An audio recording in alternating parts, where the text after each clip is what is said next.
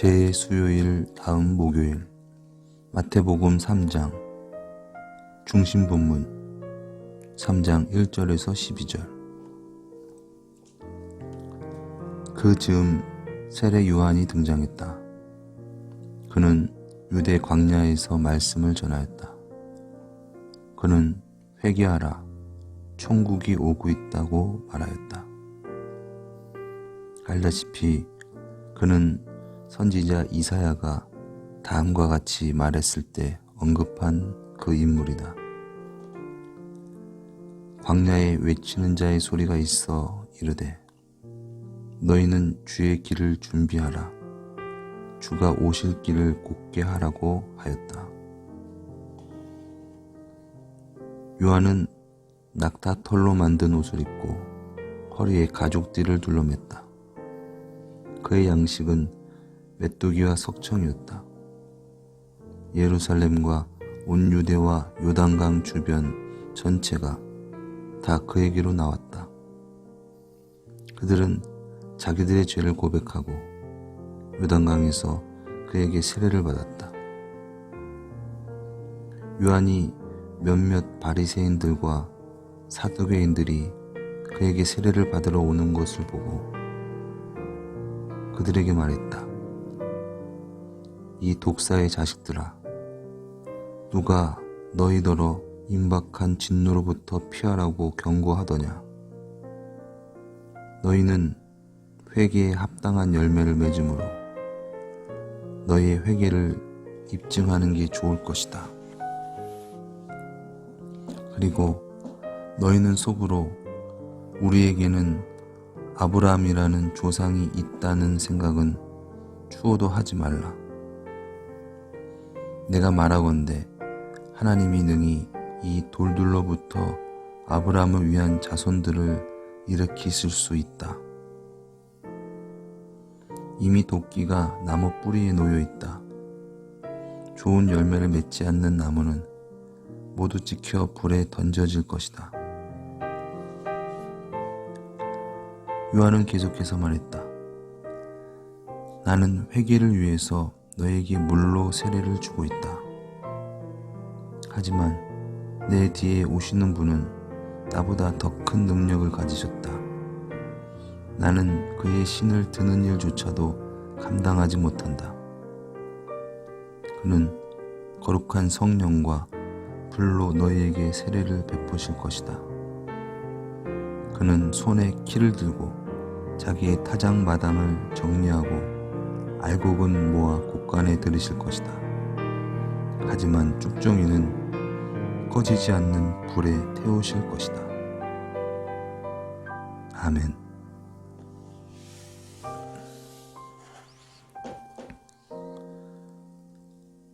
한 쌍의 남녀가 결혼을 하려고 한다면 배워야 할 게 많다. 즉시 필요하고 확실한 내용들.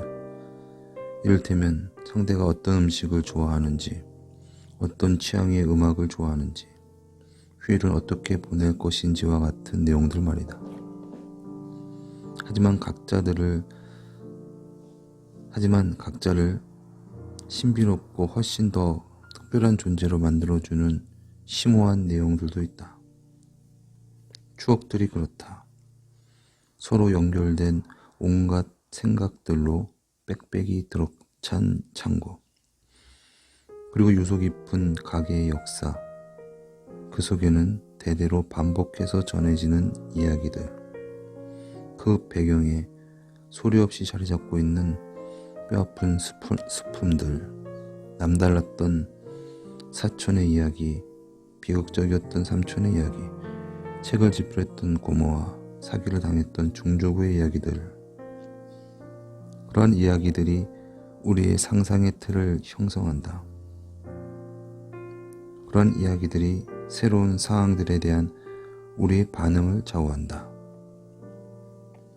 당신이 다른 가문에 들어간다면 이러한 모든 요소들이 그 가문에서 어떻게 작용하는지 이해하는 데 시간이 꽤나 걸린다. 때로는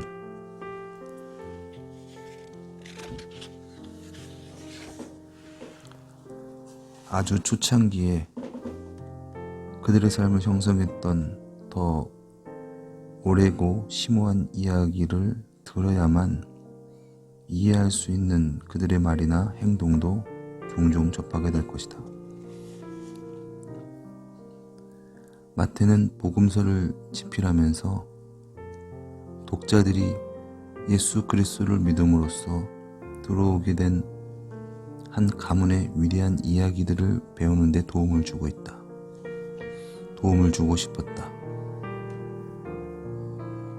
아마도 그의 독자들 가운데 상당수는 이미 유대인이었을 것이다. 그 사실 때문에 더 쉬운 면도 있었지만 더 어려운 면도 있었다. 그는 독자들의 기억 속에 생생하게 살아있는 사건에 관한 이야기를 전하고 있었다. 오늘 본문의 경우에는 예수를 만나도록 사람들을 준비시킨 세례 요한에 관한 이야기가 그런 내용이다. 하지만 그는 또한 하나님의 옛 백성에 관한 더 오랜, 더 깊은 이야기들을 접할 수 있도록 도움을 주고 있다. 다른 초기 기독교 저자들과 마찬가지로 마태 역시도 어찌하여 예수 안에서 예수를 통해서 일어난 일이 곧 옛 이야기들이 처음부터 줄곧 기다리고 있었던 그 일인지를 열렬하게 설명하고 있다. 그는 이미 첫 2장을 통해 이 작업을 시작했다. 물론 첫 장의 처음에는 엄청나게 긴 족보가 등장한다. 하지만 그가 묘사하고 있는 사건들의 의미를 설명하기 위해서 옛 성경을 뒤집어 가리키는 경우도 있다. 마태는 오늘 본문에서 새로운 차원에서 옛 성경을 뒤집고 있다. 그는 구약에서 가장 유명한 예언들 가운데 하나를 취해서 그 예언이 세례 요한 안에서 세례 요한을 통해서 성취되었다고 선언한다. 이 문제의 예언은 이전 500년 전에 걸친 이스라엘의 갈망과 기도를 집약하고 있다. 이스라엘은 외국의 군대의 침략에 황폐화되었다. 성전은 파괴되었다. 그들은 하나님께서 그의 백성들의 죄악으로 인해 그들을 버리셨고 그들을 그들의 운명에 내버려 두셨다고 믿었다. 유대인들이 바벨론에서 돌아와 성전을 재건했을 때에도 아직 와야 할 게 더 남아 있으며 상황이 완전히 좋아진 게 아니라는 불편한 느낌이 가시지 않았다. 그래서 그들은 다음과 같은 이야기를 했다. 어느 날 하나님이 우리를 구출하기 위해서 되돌아오실 것이다. 그는 다시 돌아오셔서 전 세계를 책임지실 것이며 마침내 만사가 바로 잡힐 것이다. 하늘에 계신 하나님이 땅에서도 왕이 되실 것이다. 그것이 바로 우리가 애타게 기다리고 있는 바다. 그렇기 때문에 세례 요한이 갑작스레 등장해서 요단강 근처에서 사람들에게 하늘이 땅을 통치할 것, 그것이 바로 하늘의 왕국, 즉 천국을 의미하는 바이다 이라고 말했을 때 모든 사람들이 일이 진행되는 상황을 확인하기 위해 몰려드는 것은 자연스러운 일이다. 요한은 사람들을 요단강 물에 흠뻑 담그었다. 그는 옛 이스라엘 민족이 처음으로 약속의 땅으로 진입했던 지난날의 순간을 재현하고 있었다. 이것이 바로 그것이다. 이것이 바로 우리가 기다려온 그것이다. 그때든 그 후로든 날카로운 눈을 가진 사람들은 이렇게 말했다. 이 사람이 바로 그 예언자가 말했던 그 사람이다. 그는 광야의 목소리로 하나님께서 되돌아오실 때에 사람들을 준비시키는 자다. 우리가 바로 이 사실을 파악했다면 마태의 작업은 절반 가까이 성공한 것이다. 하지만 마태가 나머지 그 이야기를 말하는 방식을 결정지었던 다른 두 가지 내용이 여기서 진행되고 있다. 먼저 요한에게 온 많은 사람들은 하나님을 그들이 당연하게 생각해온 그런 분으로 여기지 말라는 경고를 받아야 했다. 그들은 육체적으로는 아브라함의 자손들일지 모르지만 하나님은 새로운 일을 행하고 계시다. 그는 아브라함의 가족을 새롭게 형성하고 계신다. 한편으로는 냉철한 심판을 내리시며 다른 한편으로는 문을 열고 사람들을 초대하고 계신다. 하나님은 능히 이 돌들로부터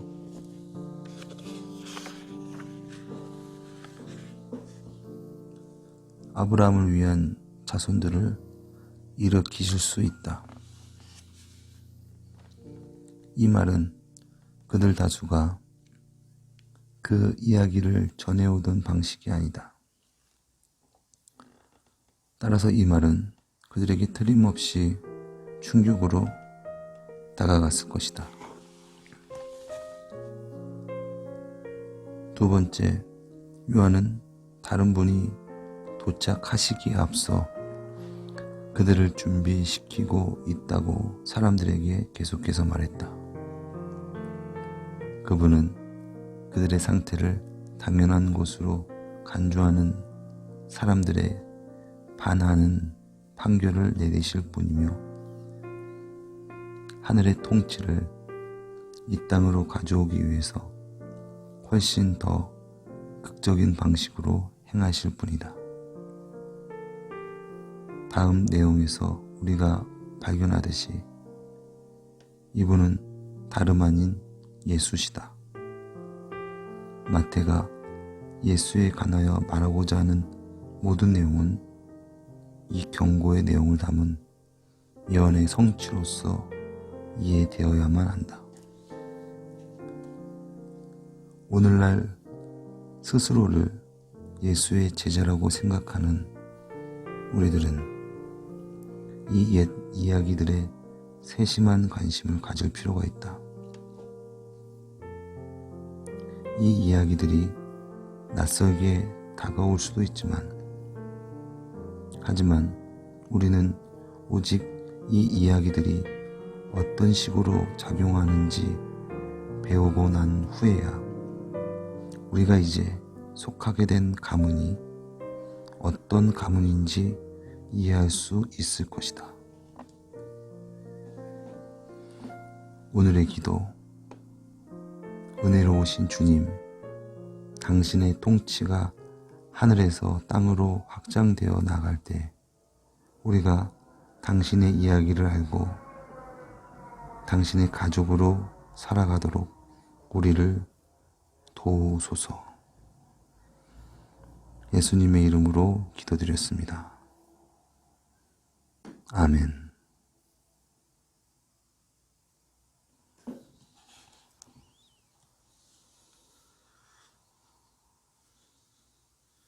많은 은혜 받으신 줄 믿습니다.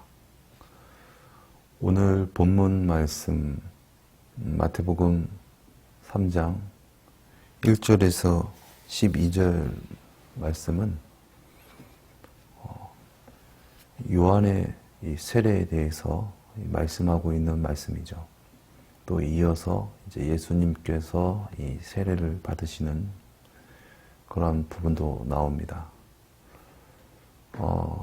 오늘 그 톰나이트 목사는 우리가 진정 하나님의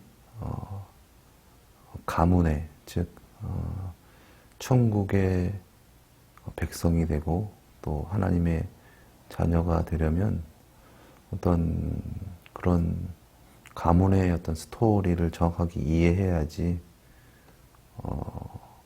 그런 가문의 자녀로서 그렇게 살아갈 수 있다. 그런 말이 있잖아요. 우리가 역사를 알아야 우리가 바른 미래를 바라볼 수 있고 또 나아갈 길을 알 수 있고 우리가 또 바른 삶을 살 수 있는 것처럼 우리가 진정 하나님의 이 자녀로서 살아가려면 진정 하나님이 어떠한 분이신지 또 하나님의 나라란 어떠한 나라인 건지 그러한 나라는 어떻게 우리가 들어갈 수 있고 그런 것들을 우리가 이해하는 것이 중요하다는 것입니다. 그러한 이해와 어떤 그러한 관념 없이 그냥 막연히 나는 하나님의 자녀야. 나는 그렇게 천국 시민권자야라는 어떤 그런 말은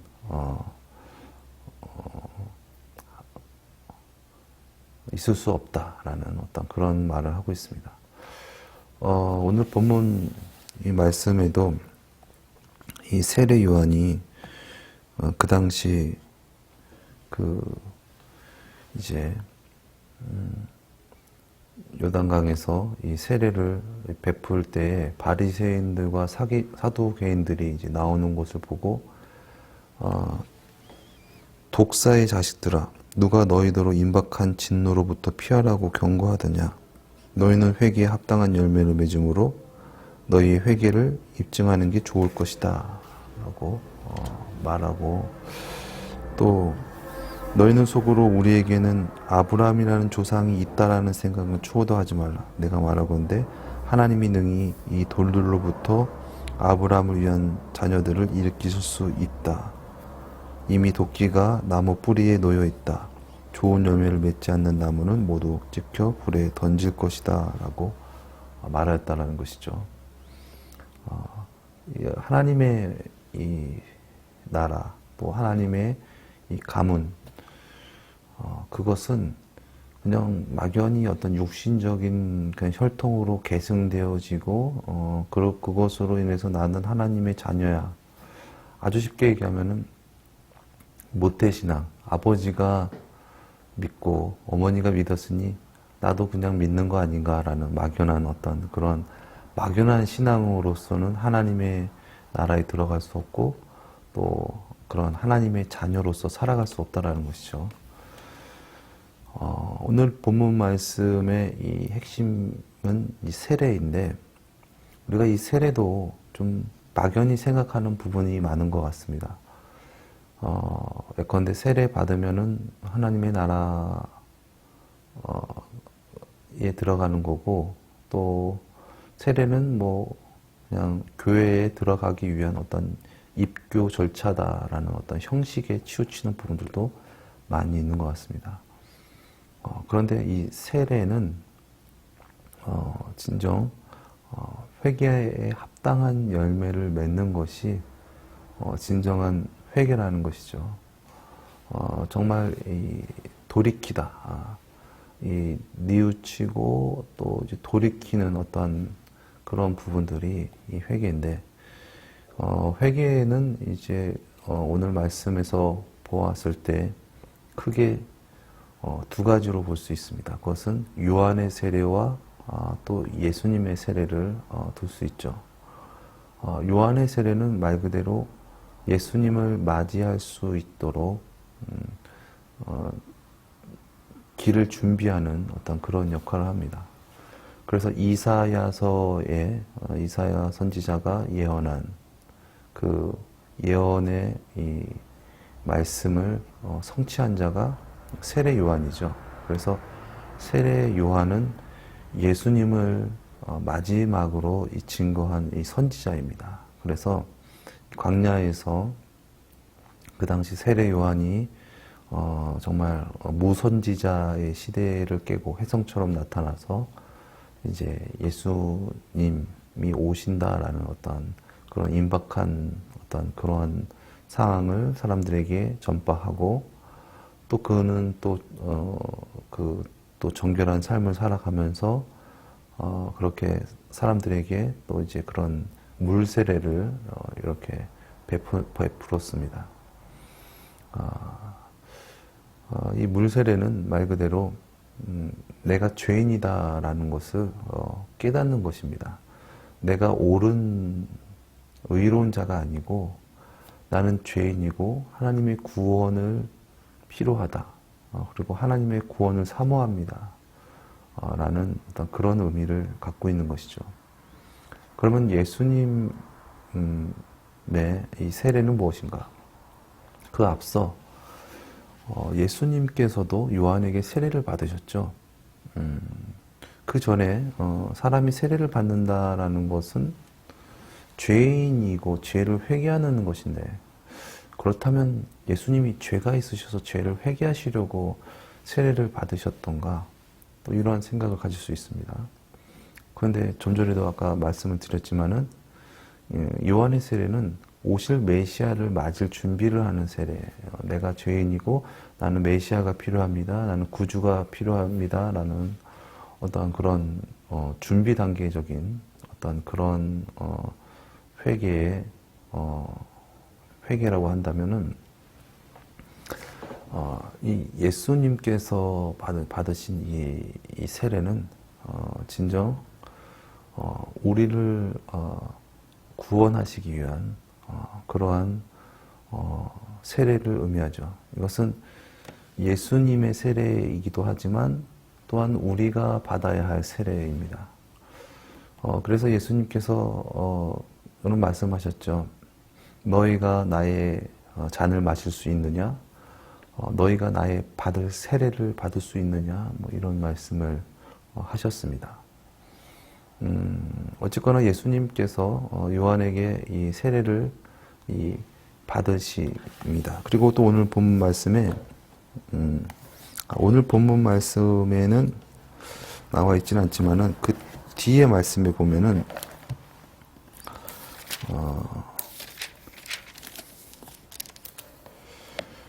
이제 예수님께서 이제 세례를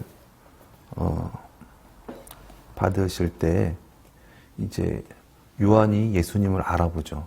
그것이 이제 요한의 이제 사명인데, 그래서 요한이 먼저 나는 예수님을 증거하러 온 자다. 나는 그분의 신을 들고 다닐 정도도 안 되는 그런 미천한 사람이고 나는 메시아가 아니다라는 것을 사람들에게 분명히 전하고 있었습니다. 그런데 이제 예수님께서 요한에게 세례를 받으러 나오실 때 요한이 그러죠. 아니 내가 당신에게 세례를 받아야 되는데 어떻게 내가 감히 당신에게 세례를 베풀 수 있습니까? 이렇게 요한이 얘기했을 때 예수님께서 말씀하셨습니다. 3장 15절 말씀인데요.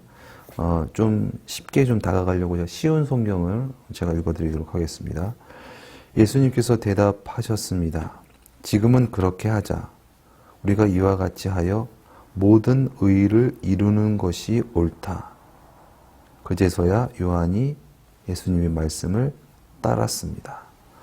그러니까 예수님께서 세례 요한에게 이 세례를 받으신 것은 예수님께서 죄가 있어서 그런 것이 아니라 이 구약의 이 완전한 성취를 위해서, 즉 구약에 이미 예언되어져 있던 그 언약을 성취하는 의미로서 예수님이 메시아임을 증거하시는 어떤 그런 부분들로서 요한에게 세례를 받으신 것입니다.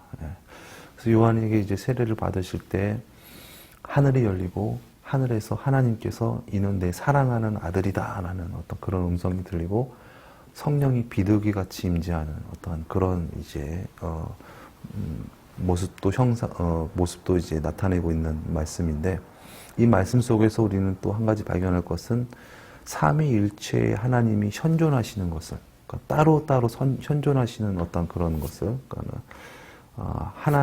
하늘에서 하나님께서 예수님께 말씀하시고, 또 예수님은 땅에서 하나님께 그런 음성을 들으시고, 또 성령님은 비둘기 같이 그 가운데 임재하시는 어떤 그런 삼위일체의 하나님의 어떤 그 하나 되심적인 부분들이 이렇게 딱 이렇게 나와 있는 어떤 그런 말씀입니다. 아무튼 이 세례에 대해서 말씀하는데, 그럼 예수님께서 주는 세례는 어떤 세례냐라고 했을 때 11절 말씀에 요한은 계속해서 말했다. 나는 회개를 위해서 너에게 물로 세례를 주고 있다. 하지만 내 뒤에 오시는 분은 나보다 더 큰 능력을 가지셨다. 나는 그의 신을 드는 일조차 감당하지 못한다. 그는 거룩한 성령과 불로 너에게 세례를 베푸실 것이다. 네. 예수님께서 베푸시는 세례는 성령과 불로 베푸시는 세례다. 즉 요한의 세례는 사람을 살릴 수 있는 능력은 없습니다. 그냥 죄인이다라는 것을 인정하는 거고, 또 메시아 그리스도를 사모하는 어떤 그런 심령밭을 말한다면, 예수님은 실제적으로 그러한 자들을 구원하시는, 성령으로 말미암아 그 물에서 건지시는 그러한 이제 그 세례이신 것이죠. 또한 또 예수님께서 그렇게 하지 않는 자들에게는 불로 심판하신다. 즉 예수님께서 이 땅에 오셔서 베푸시는 이 세례는, 즉 예수님께서 이 땅에 오셔서 우리를 위하여 죽으시고 부활하신 그 사역을 아주 이미지적으로 나타내준 그 예수님이 받은 그 세례는, 즉 그 세례를 보고 우리가 예수님과 함께 그 진정한 세례를 받게 되면 예수님과 함께 예수님처럼 구원을 받게 되지만, 그것을 믿지 않고 예수님을 구주로 영접하지 않으면은 불로 심판을 받을 것이다. 그래서 이 말씀하시죠.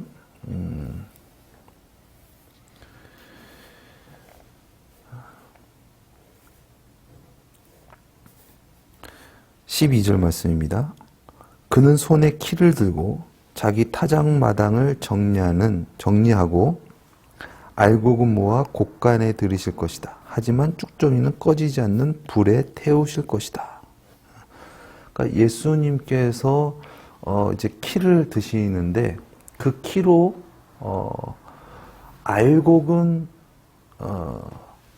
이제 곡간에, 천국에, 그리고 쭉정이는 불로 심판하셔서 지옥으로 던지실 것이다 라는 부분들인 것이죠.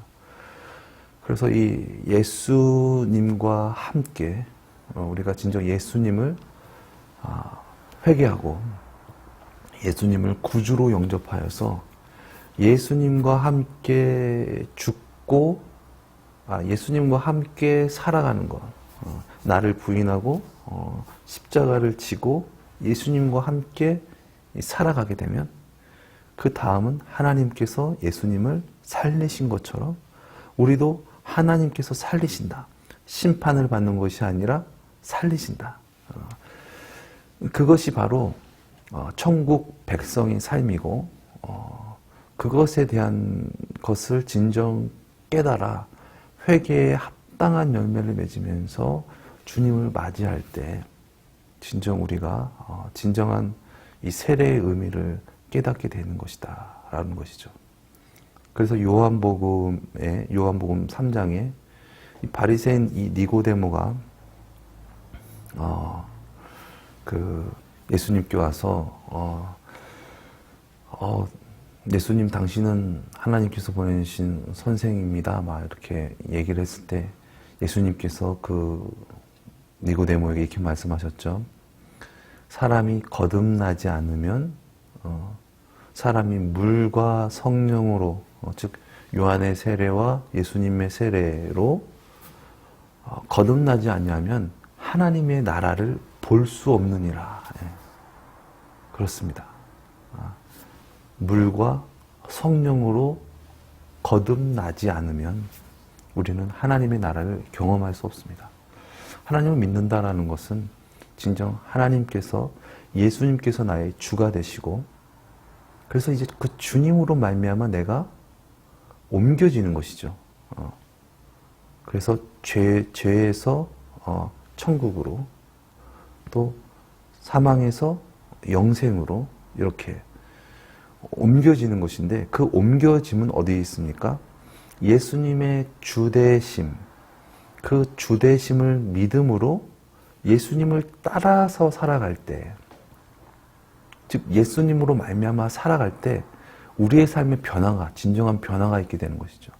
그전에는 우리의 힘으로 죄를 상대하고 세상을 상대했다면은 이제는 내가 죄인이다, 그래서 내가 그곳에서 얽매여서 살아갈 수밖에 없다라는 것을 우리가 진정 물세례를 받고, 그리고 이제 진정 그 예수님께서 주시는 그 세례, 그 세례를 예수님이 나의 주이십니다라는 그 고백으로 말미암아, 예수님으로 말미암아 우리가 그 세례를 받을 때 진정 하나님의 구원하심을 얻는 그러한 천국 백성으로서의 삶을 살게 된다라는 것입니다. 사순절을 이제 맞이하여서 진정 우리가 이 세례의 참 의미를 알고 진정 이 세상에 살아갈 때 나는 죽고 예수로 말미암아 살아가는 놀라운 하나님의 그 크신 그 은혜의 경륜을 우리가 진정으로 깨달아서 그 은혜의 경륜의 어떤 성취, 또 그 은혜의 경륜의 그 약속을 받고 누리는 저와 여러분 되어지기를 예수님의 이름으로 축원드립니다. 기도하시겠습니다. 사랑의 주님, 진정 우리가 하나님께서 우리를 사랑하셔서 우리에게 메시아를 보내주시겠다라는 그 예수님의, 그 하나님의 그 약속, 그 약속을 전한 이 세례 요한, 이 침례 요한, 우리가 진정 이 세례를 받을 수 있는 회개에 합당한 열매를 맺는 그런 우리의 심령이 되어지게 하시고, 그로 말미암아 마침내 그 언약을 성취하신 그 예수님을 구주로 영접함으로, 믿음으로 이제는 주님으로 말미암아 새로운 천국의 삶을 누리며 전할 수 있는 그런 하나님의 구원의 경륜의 빛을 받아들이는 그런 우리가 되어지기 원합니다. 주님, 이 세상에서 우리를 구원하시고, 우리를 죄에서 구원하시고, 우리를 주의 자녀로서, 주의 백성으로서, 주의 성령으로 말미암아 예수님의 주되심으로 말미암아 하나님의 사랑하심으로 말미암아 그렇게 하나님의 자녀로서 살아가는 우리 모두가 되어지게 하여 주시옵소서. 모든 것 감사드리며 존귀하신 예수님의 이름으로 기도드렸습니다. 아멘.